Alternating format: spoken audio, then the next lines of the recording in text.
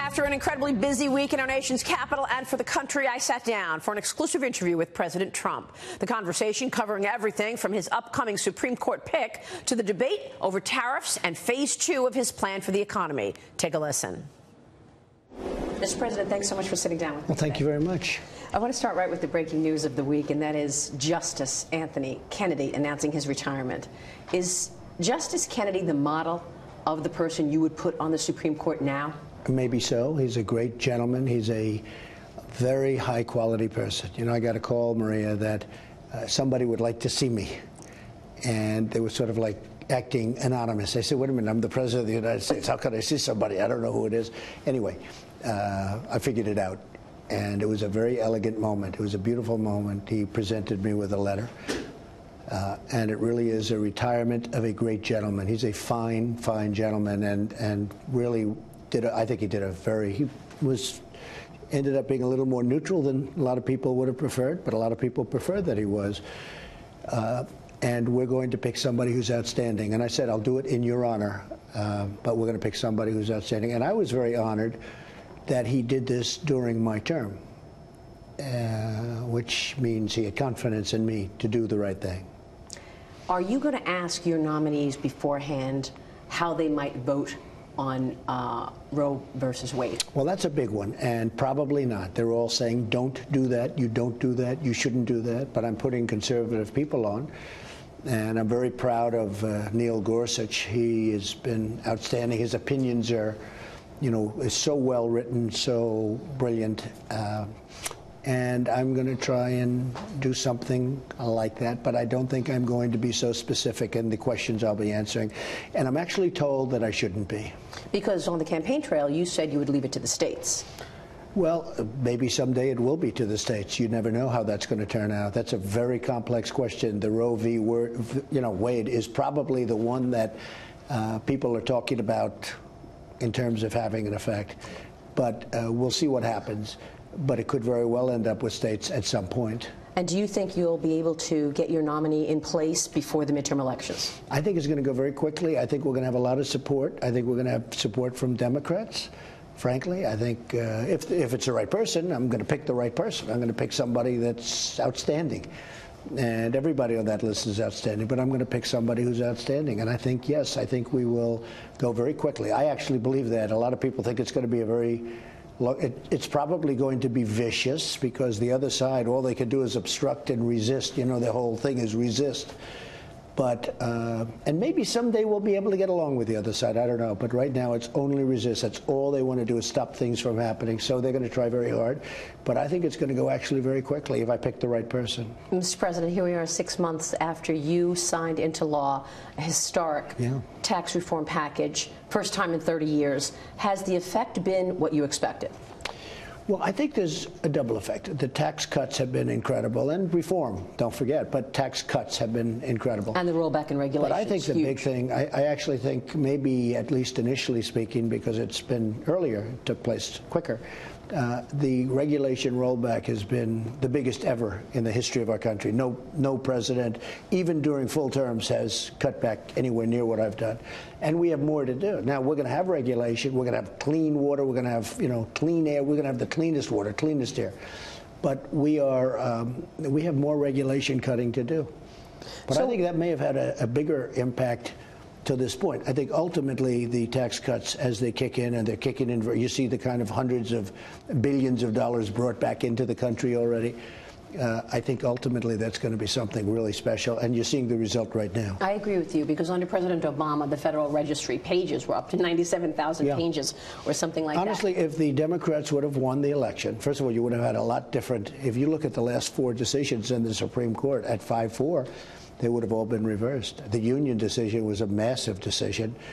You know, you can look at any one of those 4. They were all so big, so important, and they would have been exactly reversed. So many. That's why I've always heard that as president, I mean, obviously outside of war and peace, the biggest decision you can make is the selection of a Supreme Court justice, and I see it. And you see it so vividly over the last 2 days because, I mean, those decisions would have all gone the other way. And your legacy on the Conservative Party, on the GOP, is going to be massive, obviously, with this very consequential decision-making that you need to do. Let me ask you about what's next, because we've seen the impact to the economy. What do you want to see happen now? Does the economy need even more stimulus? Are you looking for a phase 2 tax We're plan? doing a phase 2. We'll be doing it probably in October, maybe a little sooner than that. And it'll be more of a middle class. We did a lot for the middle class, but this will be even more aimed at the middle class. One of the things we're thinking about is bringing the 21% down to 20, and then for the most part, the rest of it would go right to the middle class. It's a great stimulus. And one of the things I'm doing that you've been reporting on, although I'm not sure that you're a believer, but I think you're getting there. Look what's happening with the steel companies. They're expanding, they're going wild. And we need steel, and we need aluminum. And we need solar panels. And, you know, the same thing with solar panels. It was like a dead business. And we did a 30% tariff because they were dumping all over the place. And washing machines doesn't sound very glamorous. It's actually a very big business. But if you look at what's happened to steel and aluminum, we practically built a new industry in a period of 4 or 5 months. It's incredible what's happening. But the big thing that I'm focused on now is trade. I have to straighten out trade deals. Maria, we have trade deals, as an example, with China. We don't even have a trade deal with China. We don't have a deal. Nobody bothered to make a deal. And they'll charge 25% for a car, and we charge 2.5%, and you've used those numbers on your show, so I don't want to bore people. But we have we have the worst trade deals in the world. We lose money with everybody. You know, when somebody walks in and say, how much do we lose with this country? We lose with everybody. We're going to make it reciprocal. We're going to make them fair. And I will tell you that you don't know about this, but every country is calling every day saying, let's make a deal, let's make a deal. It's going to all work out. And the markets feel like they're trusting you at this point. I think they trust me, and the farmers trust me. They do. Don't forget, the farmers, and I won all the farmers. I won that whole, you look at a map, it's got a little blue on the outside, everything else is red, and it's beautiful color red. But I have to say that if you look at what's happened with farms, over 15 years, it's just a steady decline. Over the last 5, I've been here a year and a half. Over the last 5 years, they've been very bad years for farms and farmers.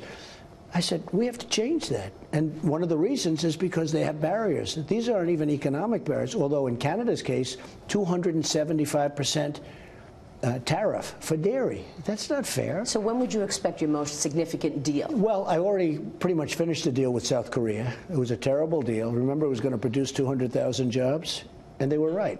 For South Korea, not for us. That was a Hillary Clinton special. That's done. NAFTA, I could sign it tomorrow, but I'm not happy with it. I want to make it more fair. Okay, I want to make. You can't do NAFTA before the midterms. I want to wait till after the election. You're going to have an election. It's going to be very interesting. I have a feeling he's going to be fine. And the reason is because if they're not fine, I'm going to tax their cars coming into America. And that's the big one. You know, the cars are the big one. We could talk steel, we could talk everything. The big thing is the cars. Well, a major lobbying group for the auto industry says that your administration's threatened 25% tariff on all imported vehicles will amount to $45 billion in taxes on consumers and wipe out any benefits of the tax cut plan for low and middle income Americans. Well, actually, it's 20%. Tell them to get their numbers right. Look, Maria, what's going to really happen? There's going to be no tax. You know why? They're going to build their cars in America. They're going to make them here. We bring in millions and millions of cars a year. We charge 2.5%. Some of these countries don't even take our cars. If we want to send General Motors or any of our companies to some of these countries, they won't take our cars. They have a barrier. They put up a barrier, non-monetary barrier. They call it non-monetary tariff. And the barrier is so strong, you can't sell a car. If you do sell a car, it's 10%, 15%, 25%. And we get 2.5% and nobody pays it. Yeah. Well, do you agree, though, that a tariff is a sales tax? I mean, even Steve Forbes was on my show last week. He said, look, for every job you're creating in the aluminum and steel industry, you're losing 15 in the industries that import aluminum and steel. Is it a sales tax? First of all, I love free trade. You know, when I was at the G7, I said, I have an idea. Everybody, I'll guarantee you we'll do it immediately. Nobody pay any more tax. Everybody take down your barriers. No barriers, no tax. Everybody, are you all set? No more tax. Canada, you're not going to get 275% for your dairy, and you're going to take down all your barriers. We're going to take down all our barriers. We're going to take down all our taxes, right? You know what happened? Everybody said, can we get on to another subject? Because America, our country, lost last year $817 billion in terms of deficit. We had a trade deficit, Maria, of $817 billion with a B dollars. last year. Before that, it was 800. This has been going on for years. We have rebuilt China. I have a great relationship with China, great relationship with President Xi. I have tremendous respect for him. But I said, we have to straighten this out. We can't continue to do this. Well, you decided to not go forward with the investment restrictions on China. No, Are you going to back down on the tariffs against China? No. Look, we're in for, we put in $250 billion worth of product. The tariffs are, in fact, it could go up to 500, frankly, if we don't make a deal. And they want to make a deal. I will tell you, China wants to make a deal. And so do I, but it's got to be a fair deal for this country. One of the hard things is our presidents and our business leaders, they were missing in action. Not so much the business leaders. Some business leaders benefit by allowing this stuff to go on. That's the problem. They benefit. They're more for their business than they are for the United States. I had a great company, the head of a great company, come up to me. He's very seriously affected by the tariffs. He said, Mr. President, it's not good for me right now. Ultimately, it is. But you're doing the right thing on tariffs. Well, you're doing the right thing on pushing back on China as well. Most people understand that they've been stealing from us for decades. But you didn't go forward with this ban on Chinese nationals acquiring a 25% stake in American companies that are in this China 2025. But now people want to know, how are you going to protect American innovation, technology, the crown jewels? So we're doing it through CFIUS. We're doing it through different things. But what I didn't like is pinpointing China, because it's not fair. I get along with China. I like the president. He's president for life. We can call him the king, right? But I like the president.